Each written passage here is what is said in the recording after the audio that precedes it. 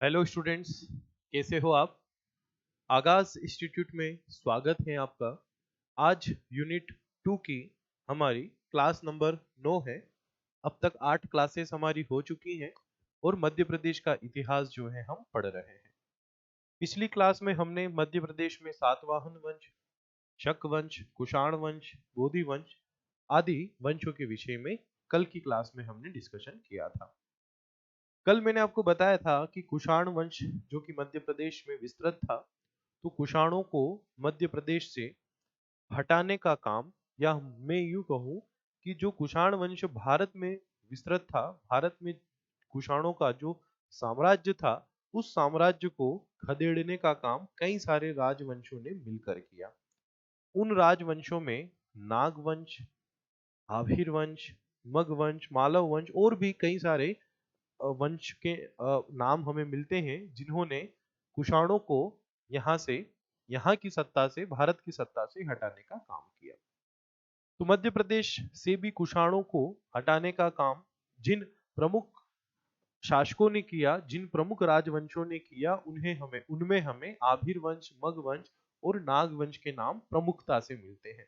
तो आज की क्लास में हम मध्य प्रदेश में आभीर वंश, मग वंश और नाग वंश के विषय में चर्चा करने वाले हैं कि आखिर में ये वंश किस प्रकार से हमारे प्रदेश में विस्तृत थे और इन वंशों से संबंधित क्या क्या महत्वपूर्ण बातें हैं जो एग्जाम में हमसे पूछी जा सकती हैं। चलिए तो करते हैं शुरुआत। सबसे पहले हम बात करेंगे आभीर वंश की।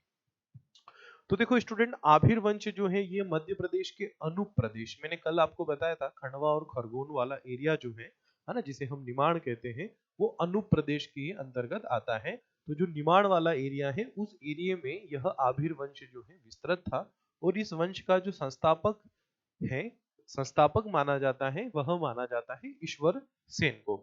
सातवाहन वंश के पतन के पश्चात इन्होंने स्वयं को स्वतंत्र घोषित कर दिया था, है ना। तो जो सातवाहन वंश जिसके विषय में कल हमने पढ़ा था, तो उस वंश के पतन के पश्चात आभीर जो वंश था, इसने निमाड़ में अपने आप को स्वतंत्र घोषित कर दिया था। मतलब शुरुआत में यह जो है सातवाहनों के अंतर्गत थे, लेकिन सातवाहन वंश जैसे जैसे पतन की ओर बढ़ा, आभीरों ने अपने आप को जो है वो स्वतंत्र घोषित कर दिया। अब यहाँ से जो प्रश्न परीक्षा में बनता है, या यहाँ से जो प्रश्न परीक्षा में बनेगा, वो ये बनेगा कि आभीर वंश जो है वो मध्य प्रदेश के किस क्षेत्र में विस्तृत था। तो आपको याद रखना है, आभीर वंश जो है ये मध्य प्रदेश के निमाड़ में या अनूप प्रदेश में, खंडवा खरगोन वाला जो एरिया है उसमें विस्तृत था। ये आपको याद रखना है ना। एक ही प्रश्न यहाँ से बनता हुआ दिखाई दे रहा है। या ये भी पूछा जा सकता है कि आभीर वंश जो है या आभीर वंश के शासक जो है ना, ये प्रारंभ में किसके सामंत थे, या ये प्रारंभ में किसके अंतर्गत थे, है ना। इस टाइप के भी प्रश्न एग्जामिनर पूछ सकता है, तो आपको अच्छे से याद रखना है। चलिए बढ़ते हैं आगे। नेक्स्ट वंश के विषय में बात करेंगे, वह है मग वंश। कहीं कहीं पुस्तकों में इसे मेघ वंश भी लिखा जाता है, मेघ वंश भी लिखा गया है। यहाँ हम मग वंश की बात कर रहे हैं। तो इस वंश का विस्तार जो है वर्तमान बघेलखंड वाले क्षेत्र में था, है ना। जो बघेलखंड वाला एरिया है ना मध्य प्रदेश में, छत्तीसगढ़ से लगता हुआ, इस बघेलखंड वाले एरिया में इस वंश का जो है विस्तार था, है ना, ये वाला एरिया। तो बघेलखंड वाले एरिया में यहाँ कुछ उत्तर प्रदेश में भी मग वंश था, यहाँ छत्तीसगढ़ जो वर्तमान छत्तीसगढ़ है उसमें भी मग वंश था। तो मग वंश जो है मध्य प्रदेश की बघेलखंड वाले एरिया में विस्तृत था, लेकिन बघेलखंड के अतिरिक्त यह छत्तीसगढ़, यहाँ ऊपर उत्तर प्रदेश में भी विस्तृत था मग वंश। ठीक है। इस मग वंश की जो प्रारंभिक राजधानी थी वह बांधवगढ़ थी, है ना, जो कि बांधवगढ़ या रीवा मंडल थी प्रारंभिक राजधानी। बाद में शासक हुए, उन वो शासक जो है इसकी राजधानी को अन्य क्षेत्रों में शिफ्ट करते हैं। ठीक है, लेकिन प्रारंभिक राजधानी जो थी वह बांधवगढ़ थी।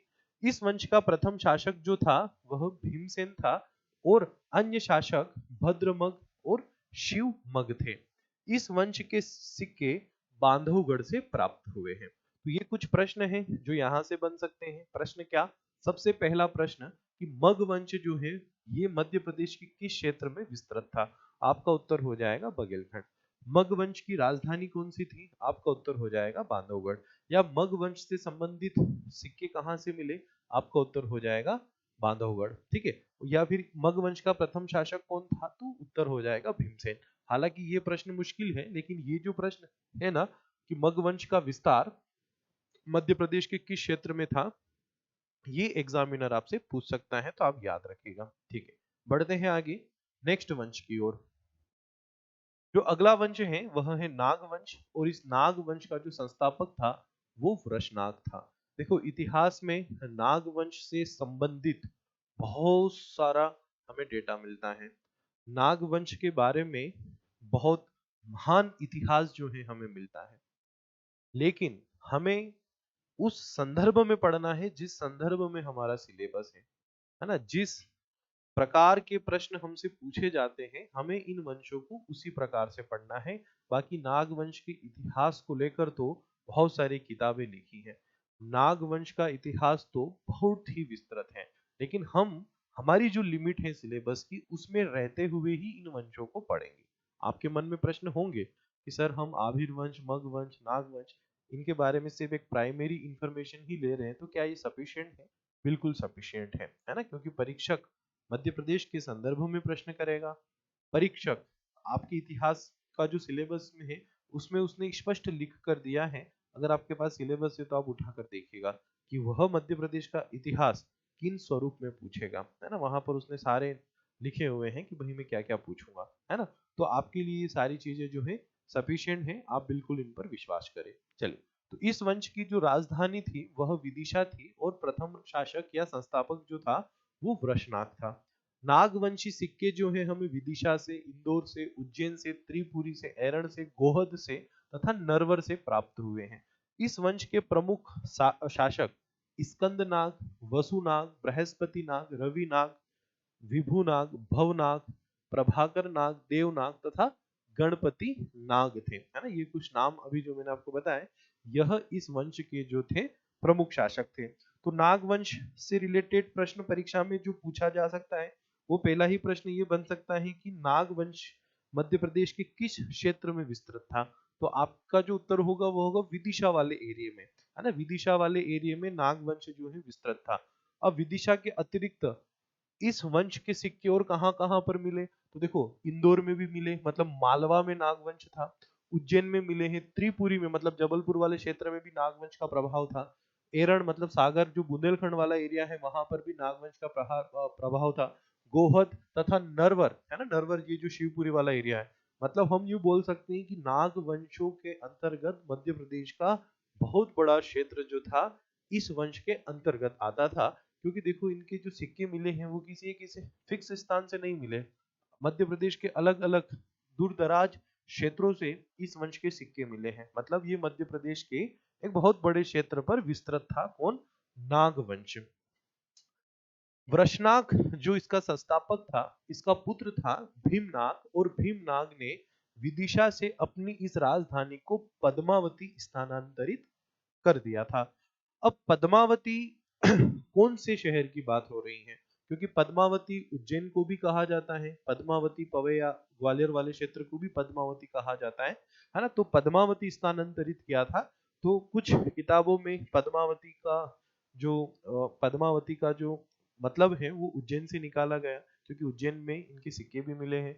कुछ किताबों में पद्मावती को ग्वालियर लिखा है कि भाई इसने जो है भीमनाग ने अपनी राजधानी को ग्वालियर शिफ्ट किया था। पद्मावती जो है वो ग्वालियर वाला एरिया। ठीक है, तो आपको उस विवाद में नहीं पड़ना, आप पद्मावती याद रखें। पुराणों के अनुसार नागवंशी कन्या रेवा का विवाह जो है वो पुरुकुत्स से हुआ था, है ना। ये पता चलता है कि पुरुकुत्स के साथ जो है वह नाग वंश की जो कन्या है रेवा, उसका विवाह हुआ था। ये वही पुरुकुत्स जिसके विषय में हमने पहले बात की थी। अब आप सोच रहे होंगे कि सर, नागवंश तो अभी था, पुरुकुत्स तो बहुत पहले था। तो देखो, नागवंश का इतिहास ये कहता है कि हड़प्पा सभ्यता के समय से इनका इतिहास बताते लोग, है ना, कि ये नागवंशी लोग जो हैं, ये नागवंश जो हैं, ये तो बहुत ही प्राचीन वंश है। ये तो हड़प्पा सभ्यता कि में भी, मतलब इनके इतिहास को जब हम पढ़ते हैं तो ये इतिहास अपना हड़प्पा सभ्यता से भी जोड़कर चलते हैं कि भाई हमारा वंश जो है, नाग वंश जो है, वो उस समय से शुरू है ना। मतलब नाग वंश जो है बहुत प्राचीन वंश बताया जाता है। ठीक है, अब आपके मन में ये भी प्रश्न होगा, अक्सर हड़प्पा का तो विनाश हो गया था, कोई बचा ही नहीं, तो फिर ये वंश कैसे बचा होगा, है ना। लेकिन हम जो है, मतलब लेकिन जो है इस वंश से संबंधित जो एविडेंस है, या हम बोलते हैं ना जैसे हड़प्पा में कुछ हमें इस प्रकार की पूजा के प्रमाण मिले कि भगवान शिव की वो लोग पूजा करते थे, है ना, शिवलिंग की पूजा करते थे, पशुपति की पूजा करते थे, और आज भी हम वह पूजा कर रहे हैं, है ना, पशुपति की पूजा करते हैं, शिव की पूजा करते हैं, हड़प्पा के लोग भी पूजा करते थे, तो कहीं ना कहीं उनसे हमारा कनेक्शन तो था ना। तो इसी प्रकार से नागवंशी लोग जो है, नागवंशी जो नागवंश जो है पूरा ये अपना जो रिलेशन है वो हड़प्पा के साथ जोड़ता है ना। मतलब ये वंश आप यूं समझिए कि बड़ा प्राचीन वंश है ना, बहुत बड़ा इतिहास है इस वंश का, है ना। तो पुराणों में भी इस वंश का उल्लेख है कि इस वंश की नागवंशी कन्या रेवा का जो विवाह है वो पुरुकुत्स के साथ हुआ था। आगे मैं आपको जब गुप्त वंश पढ़ाऊंगा वहां पर भी नागवंशी एक शासक के विषय में बताऊंगा जिसे समुद्रगुप्त ने हराया था, और समुद्रगुप्त ने इसका जो उल्लेख है वो प्रयाग प्रशस्ति में भी किया है ना, कि भाई इस नागवंशी राजा को समुद्रगुप्त ने हराया। अभी नहीं बताता हूँ उसका नाम, उसी समय बताऊंगा, ज्यादा सही से आपको समझ में आएगा, ठीक है। इन नागवंशी शासकों को एक उपाधि भी दी जाती है, भारशिव, है ना, आपने सुना भी होगा भारशिव। ऐसा कहा जाता है कि यह जो नागवंशी जो लोग हैं ये अपने कंधे पर भगवान शिव का जो शिवलिंग वगैरह है उसे रख कर चलते हैं, मतलब शिव के भार को ये धारण करके चलते हैं, है ना, तो इसलिए इनको उपाधि दी जाती है भारशिव की।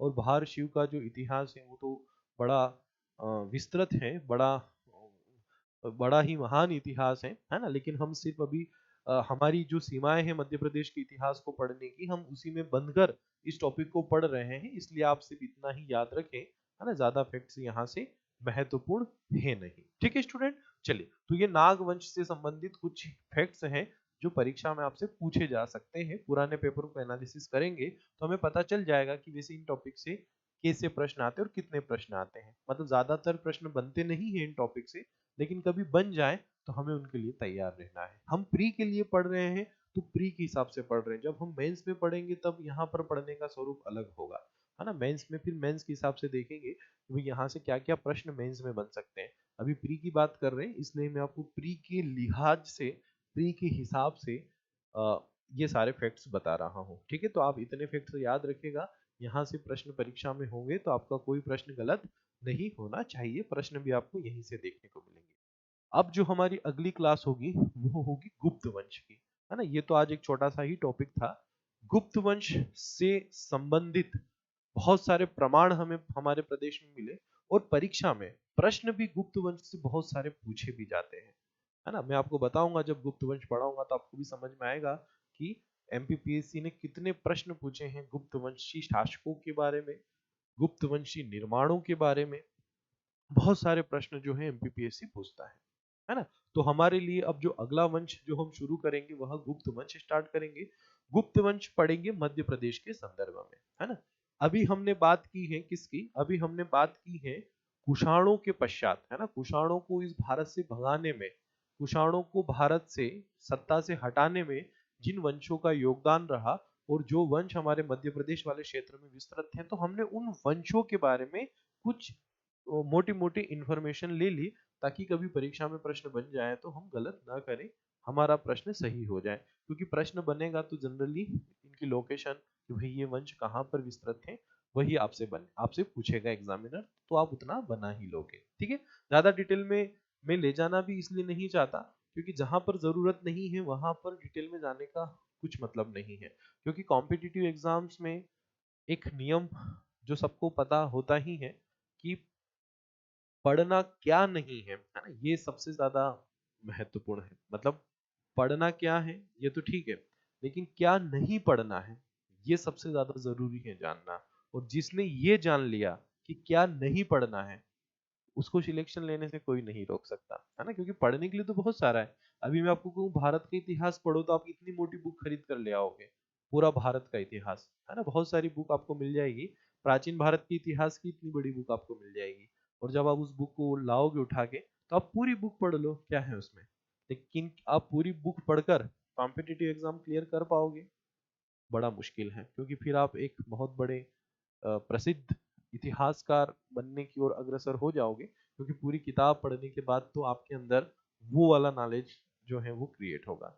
लेकिन अगर आपको एक कॉम्पिटिटिव एग्जाम क्लियर करना है, आपको एक अधिकारी बनना है, आपको सिविल सर्विस पास करना है, तो वहां पर आपको उस बुक में ये तय करना होगा कि इस बुक में मेरे लिए क्या इंपॉर्टेंट है पढ़ना, मतलब मुझे क्या छोड़ना है ना। बुक को पूरा नहीं पढ़ना है, इस बुक में से मुझे क्या छोड़ना है और क्या पढ़ना है। जिसने ये समझ लिया वो सिलेक्शन एक ही बार में या बहुत जल्दी वो सिलेक्शन ले लेता है। और लोगों को यही चीज समझ में आने में समय लगता है ना। बहुत सारे लोग होते हैं ना कि कोई एक साल में प्रिपरेशन कर लेता है, सिलेक्शन ले लेता है। बहुत सारे लोग ऐसे हैं जो 10-10 साल हो जाते फिर भी वो पास नहीं हो पाते। कमी यहीं पर है कि उन्हें ये नहीं पता होता है कि आखिर में छोड़ना क्या है। और जिसको ये पता है कि आखिर में छोड़ना क्या है, तो समझ लो उसका काम हो गया, सिलेक्शन हो गया उसका। ठीक है। तो इसलिए मैं ये कह रहा हूँ कि हम पढ़ने को बहुत कुछ पढ़ सकते हैं। मैं आपको यहाँ पर और भी बहुत सारे फैक्ट्स बता सकता हूँ और इतनी इंटरेस्टिंग फैक्ट बता सकता हूँ जो आपने कहीं नहीं पढ़े होंगे, कहीं नहीं सुने होंगे, लेकिन वो आपके काम के नहीं है ना।